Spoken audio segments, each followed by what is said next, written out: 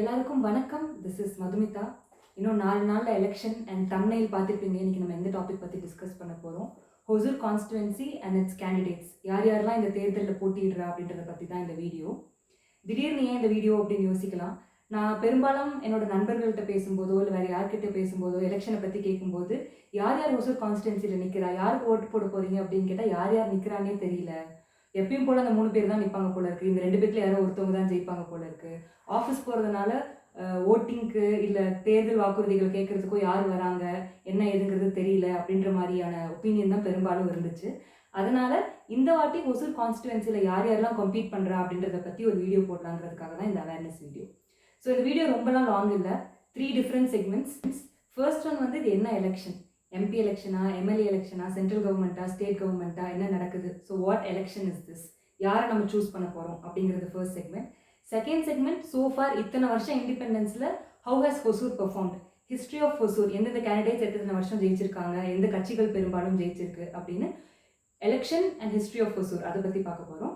Third செக்மெண்ட்டில் வந்து இந்த வருஷம் எலெக்ஷனில் யார் யாரெல்லாம் கேண்டிடேட்ஸ் இருக்காங்க, எத்தனை கேண்டிடேட்ஸ், எத்தனை மேல் ஃபீமேல், இருக்கிறதுல ரிச்சஸ்ட் கேண்டிடேட் யார், அதிகமாக படித்த கேண்டிடேட் யார், அந்த மாதிரி எல்லாரோட affidavits and number of candidates பற்றி தான் நம்ம பார்க்க போகிறோம். So 3 major segments. Let's get in to the video. First question, இது என்ன எலெக்ஷன் அப்படிங்கிறது.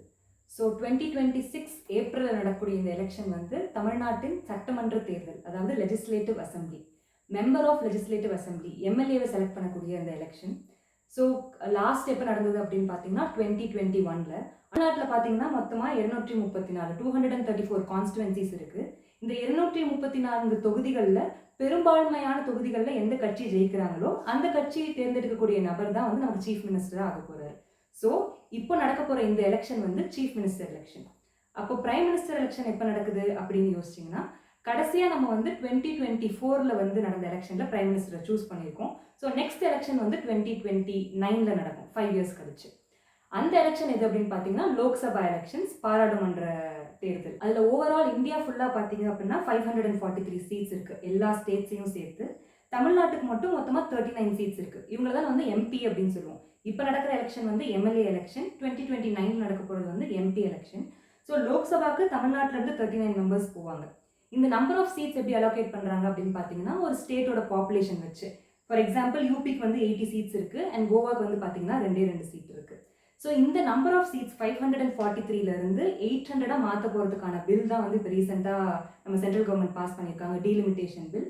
அண்ட் இதை எதிர்த்து மற்ற நிறைய கவர்மெண்ட்ஸ் வந்து போராடிட்டு இருக்காங்க. நம்ம தமிழ்நாடு கவர்மெண்ட்டே எதிர்த்து போராடிட்டு இருக்காங்க. நிறைய சீட்ஸ் இருந்தால் நிறைய எம்பிஸ், நல்லது தானே, அதை எதிர்த்து ஏன் போராடுறாங்க அப்படின்னு நீங்கள் யோசிக்கலாம். ஸோ நம்ம இந்த அஃபிஷியல் டாக்குமெண்ட் வந்து என்ன சொல்லுது, டீலிமிட்டேஷன் பில் பற்றி என்ன சொல்லுது அப்படிங்கிறத ஒரு குவிக் கிளிம்ஸ் பார்த்துடலாம். So it was introduce in April 16, லோக்சபாவில் இன்ட்ரடியூஸ் பண்ணியிருக்காங்க இந்த பில்லை. ஸோ இந்த பில்லோட டீட்டெயில்ஸ் எல்லாமே வந்து இந்த அஃபிஷியல் டாக்குமெண்ட்டில் வந்து நமக்கு இருக்குது. கீ ஃபீச்சர் என்ன அப்படின்னு பார்த்தீங்கன்னா, வரப்போகிற புது சென்சஸோட பாப்புலேஷனுக்கு ஏற்ற மாதிரி எல்லா சீட்ஸுமே வந்து ரீஆர்கனைஸ் பண்ண போகிறாங்க.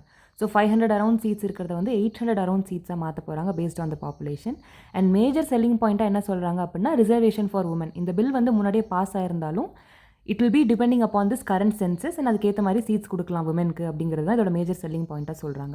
ஆனால் அதில் பிரச்சனை என்ன அப்படின்னு பார்த்தீங்கன்னா, இந்த 543 seats is increasing to 813 seats. That is good. But then how is this distributed? உத்தரப்பிரதேசில் பார்த்தீங்கன்னா 80 சீட்ஸ்லேருந்து 133 சீட்ஸாக இன்க்ரீஸ் ஆகுது. அதே தமிழ்நாட்டில் we are improving from 39 seats to 48 seats. Obviously இந்த டேட்டாவை பற்றி இந்த டேட்டாவிலேருந்து பார்த்தீங்கன்னா it depends upon the population அப்படிங்கிற மாதிரி கொடுத்துருக்காங்க. Also this is projected value, not the actual value. கேரளாவில் it is going to this number and நிறைய ஸ்டேட்ஸில் there isn't much any improvement from the current list of seats that are being allocated. பீகாரில் again it's going from 46 to 69. Our constitution also says population base பண்ணி தான் seat கொடுக்கணும்னு. விமென்க்கும் reservation improve ஆகுது. அப்போ எல்லாமே நல்லா தானே இருக்குது. வாட் இஸ் த ப்ராப்ளம் அப்படின்னு கேட்டிங்கன்னா there is more to it. After India became independent from the Britishers, நம்ம எக்கனாமிக்கலாகவும் இண்டிபெண்ட்டாக இருக்கணும், வி ஷுட் க்ரோ வெல் அப்படின்றதுக்காக நிறைய க்ரோத் பாலிசிஸ் வந்து இனிஷியேட் பண்ணுறாங்க இந்தியன் கவர்மெண்ட். அதில் ஒன்று வந்து இந்த national family planning policy and other GDP related இம்ப்ரூவ்மெண்ட்கான நிறைய பாலிசி வந்து லான்ச் பண்ணுறாங்க. Many of the South Indian states were successful with the family planning policy and controlled their population, but then you can see the failure rates in North India. அதனால we have a higher disparity in the population between North and the South. இப்போது இந்த population base பண்ணி தான் உங்களுக்கு seeds allocate பண்ணுவோம் அப்படின்னு சொன்னால் இந்த பாலிசியை சக்ஸஸ்ஃபுல்லாக லான்ச் பண்ணதுக்கான பனிஷ்மெண்ட்டாக மெனி ஆஃப் த ஸ்டேட்ஸ் வந்து இதை பார்க்குறாங்க. செகண்ட் மேஜர் கன்சர்ன் என்ன அப்படின்னு பார்த்தீங்கன்னா, பெரும்பாலான மாநிலங்களில் ஒரே கட்சி ஆள்றதுனால this can be a threat to federalism அப்படிங்கிறது. டீலிமிட்டேஷன் பில் பற்றி ஒரு ஹை லெவல் ஓவர்வியூ கிடச்சிருக்கும் அப்படின்னு நினைக்கிறேன். Let's get back to our Tamil Nadu elections topic. So second segment of the வீடியோவில் என்ன பார்க்க போகிறோம் அப்படின்னு பார்த்தீங்கன்னா, ஹொசூர் ஆஸ் அ கான்ஸ்டுவன்சி. அதாவது இந்த ஹொசூர் தொகுதி வந்து தேர்தலில் இத்தனை வருஷமாக எப்படி வந்து பெர்ஃபார்ம் பண்ணியிருக்கு, யார் யாரெல்லாம் தலைவர்களாக இருந்திருக்காங்க, எந்தெந்த கட்சியெலாம் வெற்றி பெற்றிருக்கு கடந்த 20 ஆண்டுகளில் அப்படின்றத பற்றி தான் பார்க்க போகிறோம். ஸோ ஒசூரில் இப்போ கரண்ட்டாக அப்படி பார்த்தீங்கன்னா 3.5 lakhs, அதாவது 3.5 லட்சம் வாக்காளர்கள் இருக்காங்க. 3.5 lakh எலிஜிபிள் ஓட்டர்ஸ் இருக்காங்க. ஆனால் இது வரைக்கும் ஹையஸ்ட் ரெஜிஸ்டர்ட் ஓட்டிங், அதாவது நம்ம பார்ட்டிசிபேஷன் இன் எலெக்ஷன் அப்படின்னு பார்த்தீங்கன்னா highest has ever been around 71-72%. அதாவது 2.5 lakh பீப்புள் தான் மேக்ஸிமம் ஓட்டர்ஸ் வந்து ஆக்டிவாக எலெக்ஷனில் பார்ட்டிசிபேட் பண்ணியிருக்காங்க. ஸோ வித் திஸ் ஸ்டாட்டிஸ்டிக்ஸ் 2001 நடந்த எலெக்ஷன்லேருந்து இப்போ 2026 நடக்க போகிற எலெக்ஷன் வரைக்கும் எந்த கட்சி பெரும்பாலுமா ஜெயிச்சிருக்காங்க, யார் வந்து பெரும்பாலும் எம்எல்ஏவாக இருந்திருக்காங்க அப்படின்றத பார்க்கலாம். Quick glance of who all have been our MLAs and leaders so far. So 2001, 2006, 2011 இந்த 3 எலெக்ஷன்ஸையுமே கான்சிக்யூட்டிவாக ஒரே பர்சன் தான் வின் பண்ணியிருக்காங்க. அது யார் அப்படின்னு பார்த்தீங்கன்னா Gopinath from Congress party.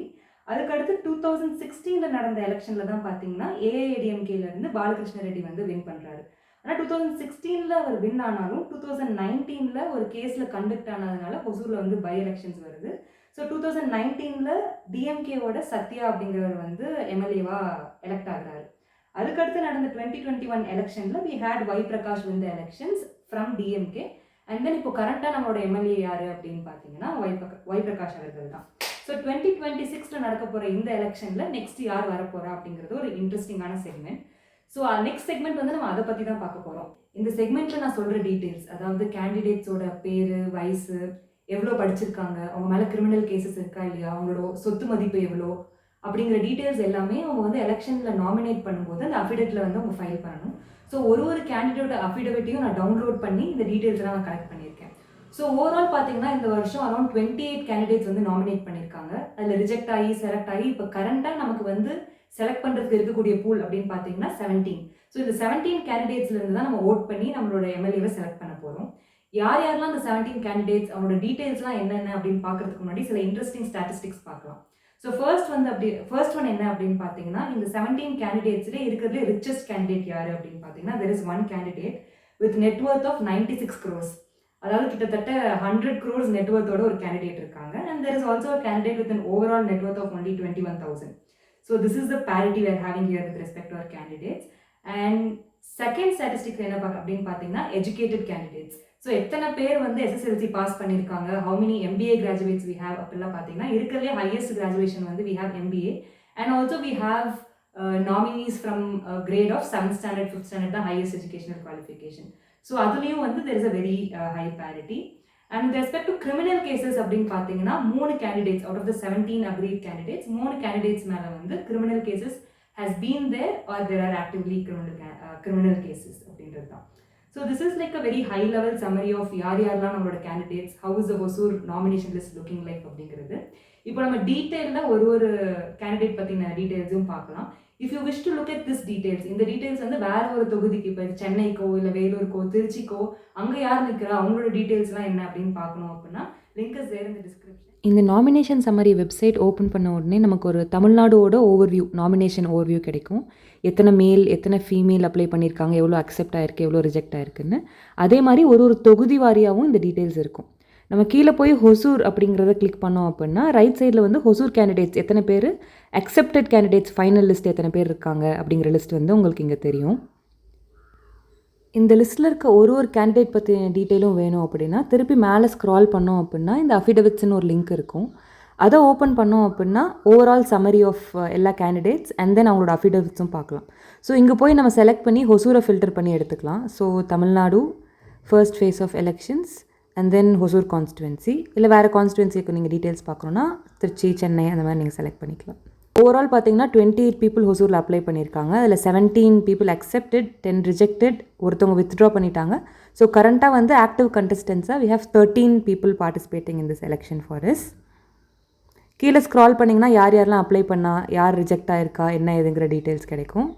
there are 2 pages to it, like 13 கேண்டிடேட்ஸோட எல்லா டீட்டெயில்ஸுமே இதில் இருக்கும். இதில் இந்த வியூ மோர் அப்படின்ற பட்டனை கிளிக் பண்ணிங்க அப்படின்னா you can get in to the details of that particular candidate.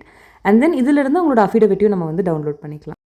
So பேசிக்காக இந்த அஃபிடவிட் அப்படிங்கிறது என்னென்னு பார்த்தீங்கன்னா, அந்த ஒரு வேட்பாளர் வந்து வேட்பு மனு தாக்கல் செய்யும்போது எலெக்ஷன் கமிஷன் வந்து சில பேசிக் டீட்டெயில்ஸ்லாம் கலெக்ட் பண்ணுறாங்க. அதை தான் அஃபிடவிட் அப்படின்னு சொல்கிறோம்.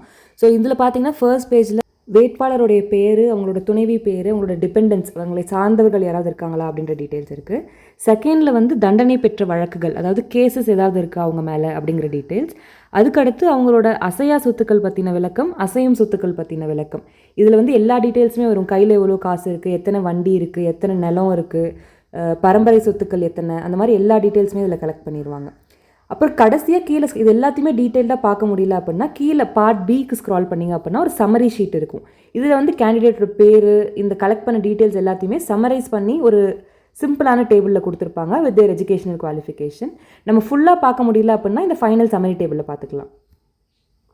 இந்த மாதிரி ஒரு கேண்டிடேட்டோட அஃபிடவிட்டையும் டவுன்லோட் பண்ணி அவங்களோட டீட்டெயில்ஸ் எல்லாம் சம்மரைஸ் பண்ணி ஒரு டேபிளாக இங்கே போட்டு வச்சுருக்கேன். இங்கே பார்த்தீங்கன்னா இந்த டேபிளில் நேமு, ஏஜு, பார்ட்டி, அதுக்கப்புறம் அவங்களோட மேரிட்டல் ஸ்டேட்டஸ் என்ன படிச்சிருக்காங்கன்ற அளவுக்கு எல்லா டீட்டெயில்ஸுமே இந்த அஃபிடவிட்லேருந்து எடுத்து இதில் சம்மரைஸ் பண்ணி வச்சுருக்கேன். க்ரீன் கலரில் இருக்கிறது எல்லாமே அக்செப்டட் கேண்டிடேட்ஸ், ரெட்டில் இருக்கிறது ரிஜெக்ட் ஆனது, ப்ளூ கலரில் இருக்கிறது அவங்களே வித்ட்ரா பண்ணது. ஸோ நம்ம க்ரீன் கலர் கேண்டிடேட்ஸ் பற்றி மட்டும் ஃபோக்கஸ் பண்ணலாம். வேட்புமனு தாக்கல் செஞ்ச 28 பேரில் 13 பேரை வந்து எலெக்ஷன் கமிஷன் அப்ரூவ் பண்ணியிருக்கு. அந்த 13 பேரோட லிஸ்ட் இங்கே இருக்குது.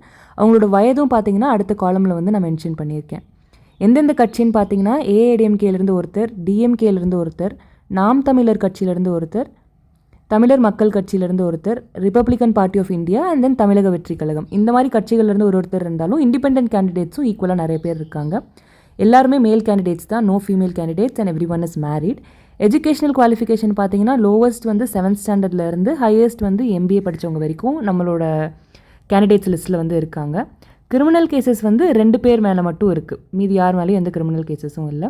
நெக்ஸ்ட்டு 3 காலம் பார்த்தீங்கன்னா அவங்களோட சொத்து மதிப்பீடு, அதாவது மூவபிள் அசெட், இம்மூவபிள் அசெட், அசையும் சொத்துக்கள், அசையா சொத்துக்களின் மொத்த எண்ணிக்கை, லயபிலிட்டிஸ் அப்படிங்கிறது அவங்கக்கிட்ட இருக்க கடன் தொகை. இது 3த்தையுமே வந்து யாராக இருந்தாலும் எந்த கேண்டிடேட்டாக இருந்தாலும் ஓப்பனாக டிக்ளேர் பண்ணணும். இந்த 13 பேர் தான் எலெக்ஷன் அன்றைக்கி உங்களோட இவிஎம் மிஷினில் பார்க்க போகிறீங்க. ஸோ ஒரு கேண்டிடேட் பற்றியும் நல்லா தெரிஞ்சுக்கிட்டு உங்களை யார் அடுத்த 5 வருஷம் ஆள போகிறாங்க அப்படின்ற டீட்டெயிலை யோசிச்சு முடிவெடுங்க. அதோட தேர்ட் செக்மெண்ட் ஆஃப் த வீடியோவும் முடிஞ்சிச்சு. I hope this video was helpful and if you stayed until here thank you so much. So இந்த வீடியோ நான் எடுத்ததுக்கான காரணம், ஒரு அப்ஜெக்டிவ் என்ன அப்படின்னு பார்த்தீங்கன்னா, we as voters have the right to vote. அந்த ரைட் டு ஓட்டை வந்து நம்ம ரொம்ப கேர்ஃபுல்லாக யூட்டிலைஸ் பண்ணணும். அந்த பவரை வந்து நம்ம கேர்ஃபுல்லாக யூட்டிலைஸ் பண்ணணும். அண்ட் ஓட் பண்ணுறதுக்கு முன்னாடி as a citizen we should be informed citizens. நம்ம இன்ஃபார்ம்டாக இருக்கிறதுக்கான டூல்ஸ் வந்து ஆல்ரெடி இருக்குது. அதை பற்றி அவேராக இருந்து இன்ஃபார்ம்டு சிட்டிசனாக இருந்து இன்ஃபார்ம்டு டிசிஷன்ஸ் எடுக்கணும் அப்படிங்கிறதான் இந்த வீடியோவோட அப்ஜெக்டிவாக இருந்துச்சு. ஐ hope this was useful. Thank you so much.